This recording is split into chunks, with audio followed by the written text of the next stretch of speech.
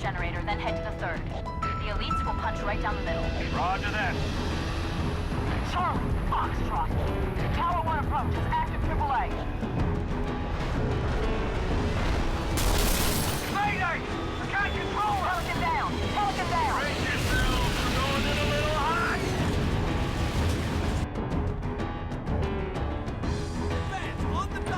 What going on, guys? Here and welcome to a new video on Halo 3. Now, I just want to say before I do this video, this is actually a voiceover. This isn't actually me playing the game live, and the reason why is I did do a live commentary with this. However, for some reason the audio file corrupted. I think GeForce Experience was having a bit of a bad day, should I say, and it didn't like to. It recorded my audio, but it was very staticky and it didn't sound very good at all. So I thought, you know what, it's not worth me putting it into a video, and it's not really worth, you know.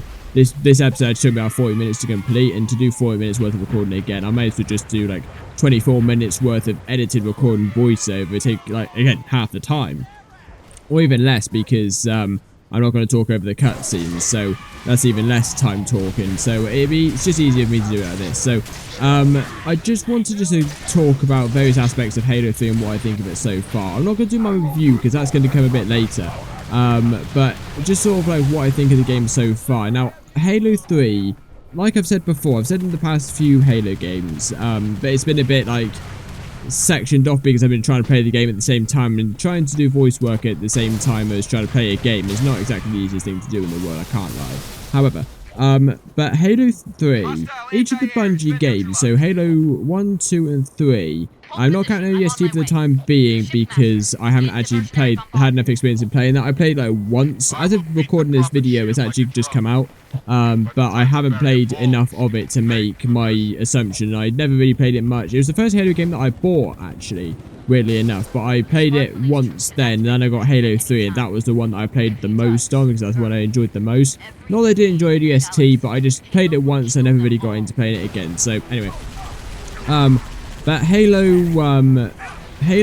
each of the Bungie's Halo games, the 1 through 3, have each got different like aspects which I love out of them personally.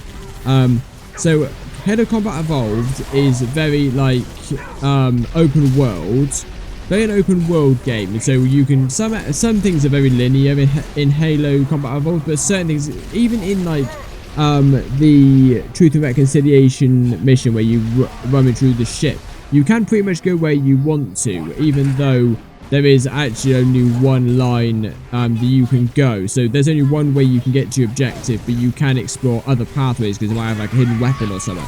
Like in Halo 2, for example, you can like make your way up onto the top of a make your way onto the top of a building. You get like a scarab gun or something. And Halo Combat Evolved sort of had that, but bigger. So there's only one way to get to your objective, but there's other routes that you can go to find like skulls or hidden items, or now terminals now in the Anniversary Edition. So that's what I love about Halo Combat Evolved, is it is very open world, and it is very much like what I want Halo Infinite to be, but on a larger scale. So very much like more Destiny style of open world, but still having that Halo Combat Evolved feel of open worldness to it. Halo 2, on the other hand, is very story rich, and when I mean story rich, I mean like the Arbiter's story. And I said this at the end of Halo 2, when I did my review at the end of it. The Master Chief story is very much the same between Halo Combat Evolved, Halo 2, and Halo 3, and it is just a case of like you're fighting the Covenant. The Covenant are going on this holy journey to try and activate these this Halo ring that will wipe out all living or sentient beings in the galaxy, and you've got to try and stop it. So the Master Chief story in that regard has pretty much stayed the same all the way through, but it's the Arbiter story in Halo 2 that I really quite enjoy, and it's that idea of you know, you've been brought up for as long as you can remember with the religion, and this is what your religion is telling you to do, but as you think about it more, the more you realise, hang on a minute, that religion isn't quite for me, because there's certain things in it that don't actually make sense and don't work well with like what is actually going on. So there's certain things in that that's the reason why I love Halo 2's story, for the Arbiter's story more than the Master Chief's story. Just because the Master Chief story is sort of the same, but the reason why I can put up with that is because the gameplay is still so good, and Halo 2 still has its open world aspects, but it is very linear. But the gameplay is still very enjoyable. However much the enemies are so hard to kill. I don't know what was going on in Halo 2. It's sort of like it went from Halo Combat Evolved was, while it was the enemies weren't tricky to kill, but they were tough. Like, you had to work tactically to kill them. But Halo 2 is just a nightmare. But then you get Halo 3, which is the other way around, where it's literally you need to chuck a grenade at a brute and they die instantly. So it's strange in that regard. But Halo 2's story is very good, all the way through as far as the Arbiter story is concerned. I'm not saying the Chief story isn't interesting, because it is, but it is, especially when we get to Halo 3 and it is the same thing again. It gets a bit boring after a while for the same thing every time. But whereas Halo 3 is very gameplay orientated, and I love the gameplay in Halo 3. Not because the brutes are the enemies are really easy to kill, or you can get a multi-kill with just one grenade of brutes, or something like that, you know. But more the fact that it's a very sandboxy. Halo 3 is the one game where I really wish they added AI in Forge, because it is the gameplay in Halo 3 is so sandboxy that you can make massive levels, and you can basically make your own missions. This is the reason why I'm wondering if any modders are actually going to make an AI mod for Forge for Halo 3, because it would work so well because of how much of a sandbox Halo 3 actually is. It would work so well. So that's the reason why I love each of the Halo games. But Halo 3 just as a whole, it's a different story to an extent, but the aim of the story is the same. So it's the same story as Halo 2, Halo Combat Evolved and Halo 2, but on a much larger scale. So instead of firing one ring, they fire all the rings at once, and you've got to try and stop that from happening.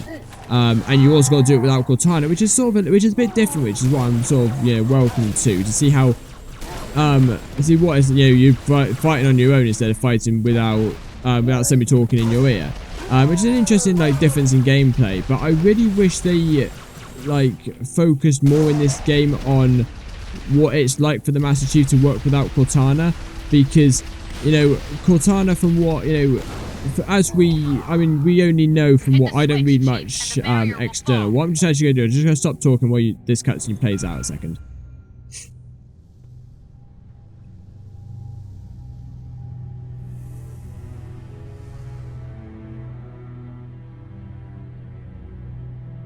Now, Prophet, your end has come.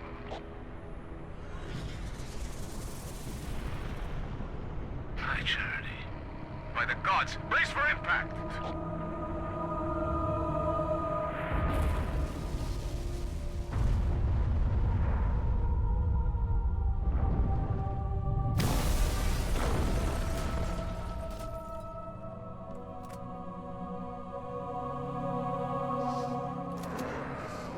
So yeah, but by Halo 3, the Cortana and Chief have been pretty much together for the best part of 3 years, 3 to 5 years, I think it is. I can't quite remember the time scale in Halo, but they've been together for the best part of about 3 to 5 years, and I really wish that they would spend a bit more time trying to work, show John's emotion without having not being with Cortana, and seeing how that affects him. And not having somebody talking in his ear, because Cortana's basically his recon. If there's something that Chief wanted to know about what was coming in the battle ahead, he would talk to Cortana and say, look, what's coming, and Cortana would tell him. And I would be interested to see what would happen and how John actually copes with not having that on him. I know he's got the UNSC as recon, but it's not quite the same as Cortana, I don't think. So also, I just want to show you just this clip that that's playing at the moment. The Elite actually gets into the Warhawk. If you had a close eye, you would have seen it. I really like that. It's just that made me smile when I was actually doing the original recording for this. But anyway, But yeah, no, I wish they would show a bit more of like what Chief was thinking without Cortana. You know, and this is the thing. We'll get to this in Halo 5. You know, Halo 4. I'm not going to say it now in case you haven't seen it. But in Halo 5, through a series of events, the Master Chief doesn't actually have Cortana on him for one reason or another. But I'm just really interested to see what would happen. What would happen in Chief's mindset? You know, and maybe, you know, in Halo 5, because again I haven't played Halo 5's campaign in ages, maybe I missed something. We do get to see a bit of Chief's emotion with Cortana, you know, and trying to find her in Halo 5, maybe. And maybe we see a bit more of that determination, that more emotion. But I really wish we'd have seen that in Halo 3, because, you know, Chief obviously cares about Cortana, Cortana obviously cares about Chief, but it's not really shown that well in Halo, I don't think, you know. And Halo 4, it's shown, you know, you see Chief's emotions a bit more than you do in Halo 1 through 3, and maybe that's just a design change, but I really wish that they would show Chief's emotions a bit more, instead of him being this like robotic, like armored super soldier, which he is, I know, but you know, for your companion to not be with you, somebody who you rely on basically to save your life a number of occasions, you know, it's really, I can't imagine what that would be like. You know, I think it would just be more than just you ignore it and get on with it, you know. Or maybe you do, you know, maybe somebody who's like trained in the way that Chief actually is, you know, he's genetically modified to be this armored super soldier, and maybe like maybe he, because of his genetic modifications, he doesn't actually feel that emotion. Maybe, I don't know, but it's strange. It's strange. I really wish they would have done that. And maybe in Halo Infinite, where we've actually got to fight Cortana in one way or another. But maybe we'll see that emotion a bit more. And I explained this in my video where I was talking about what I wanted to see in Halo Infinite, and I mentioned about we're seeing like a massive emotional, a really big emotional challenge from the Chief to, you know, he's got to try and fight his oldest and probably best companion that he's ever had, you know. Maybe alongside Blue Team, maybe not, I don't know, but I think it's been really interesting to see, and I really wish there's more of that in Halo 3. You know, like, whereas the Arbiter, for example, you know, this scene here where he says, you know, the Prophet will die by my hand, not theirs. He really wants to kill Truth and get revenge on Truth for that. We've also got another cutscene, so I'm going to stop talking. Around us, we tread the blessed path. In a moment I will light the rings, and all who believe shall be saved. Chief, how close are you? Not close enough.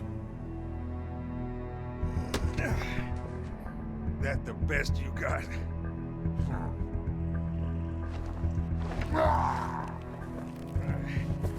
Oh, come on. Impress me. Stop! You imbecile! He wants you to kill him. I'd prefer that you did not. What's the matter, big shot? Can't start your own party? I admit, I need your help. That secret dies with all the rest.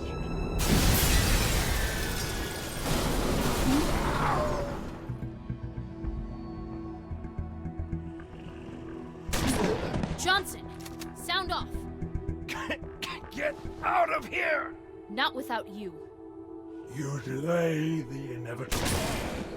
One of you will light the rings. You cannot hope to kill them all. You're right. Do it. Me. And you. Now. No!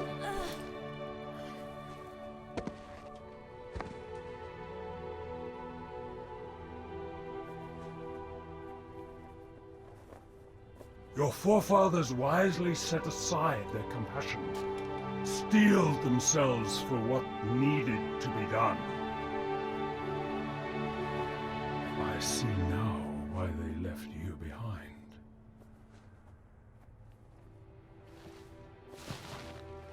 You were weak, and gods must be strong.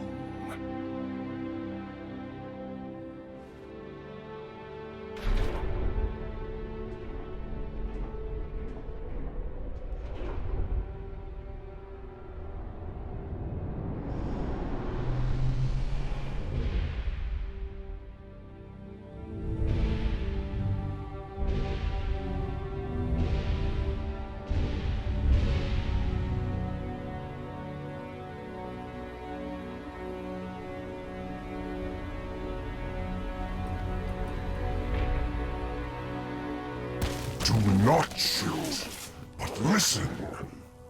Let me lead you safely to our foe. Only you can halt what he has set in motion.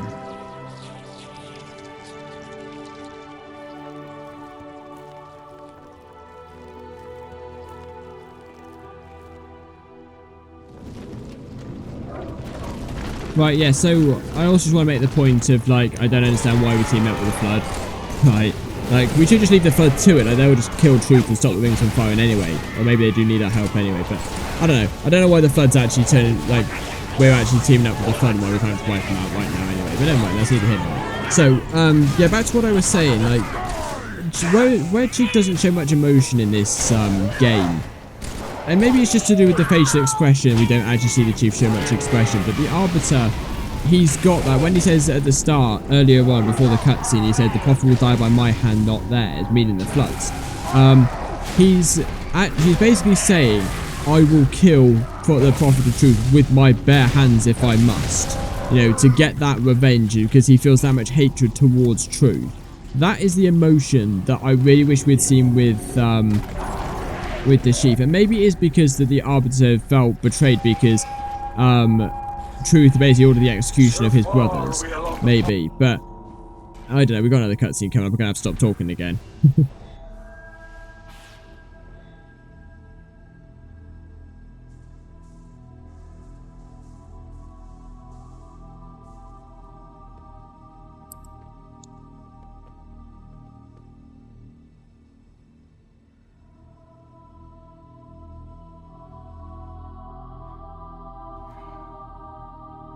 Stop the rings.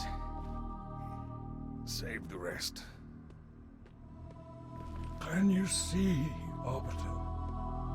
The moment of salvation is at hand. It will not last.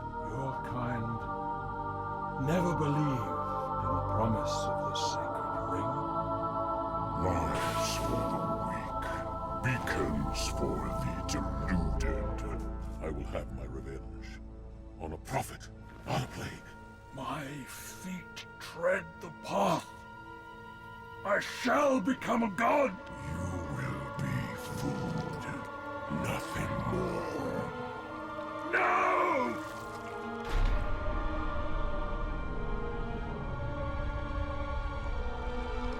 I am truth, the voice of the covenant. So, you must be silenced.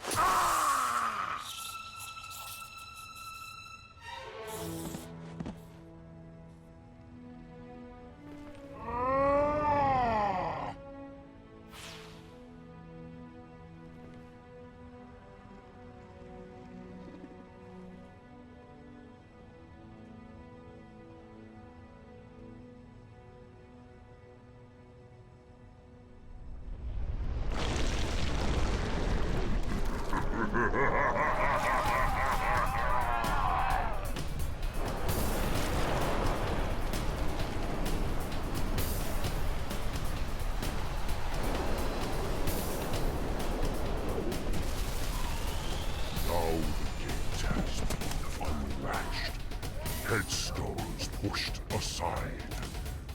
Corpses shift and offer room. A fate you must abide. Betrayed one villain for another.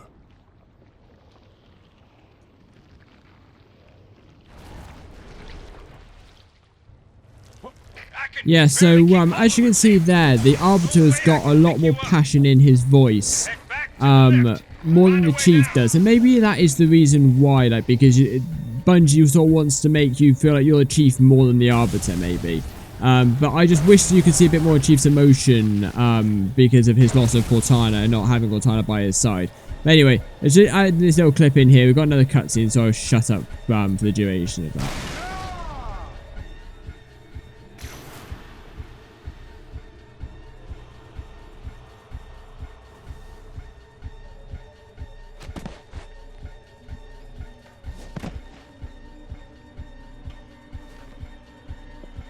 What do you see?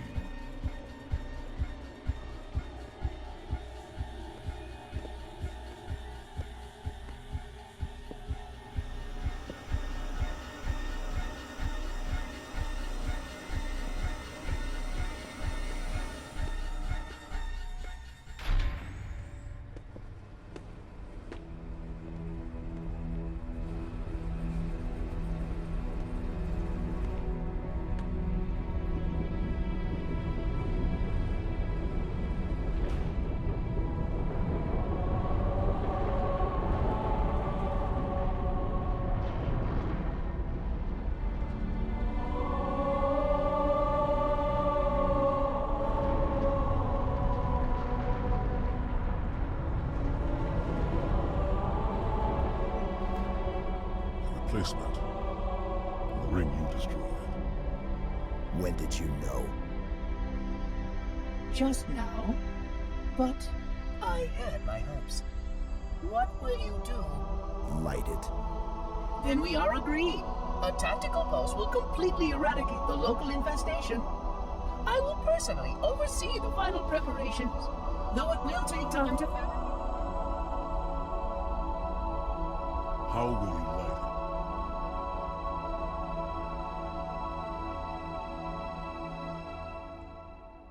So yeah, that is the end of this episode here. Now, I was contemplating doing a 2-in-1 this episode, but it's quite a long episode anyway. It's about 24 minutes even with all the cuts.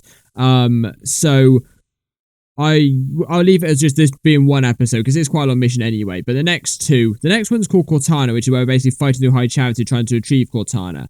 There isn't really much story in that episode, so I think I can concise it down enough. We get the Great Man talking to us a bit, but that's all we see, really. You get a bit of Cortana's flashing in front of our faces as well a bit, but for the most part, there isn't much of substance in the way of story to that until we go and actually retrieve Cortana, and then she's starting to talk back to us and get the conversation going.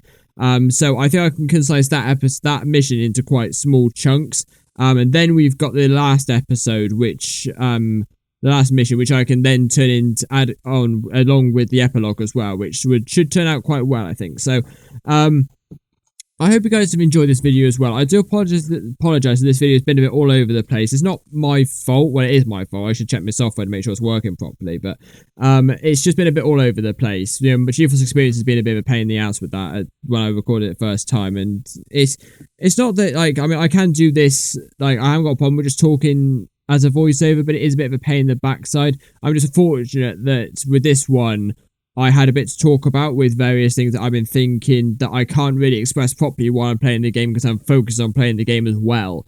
You know, which is why I do like a review at the end of each of the games so I can put my thoughts on the games in my own way while I'm only concentrating on talking rather than actually when I'm trying to concentrate on playing the game as well as talking, which doesn't work very well. So, anyway...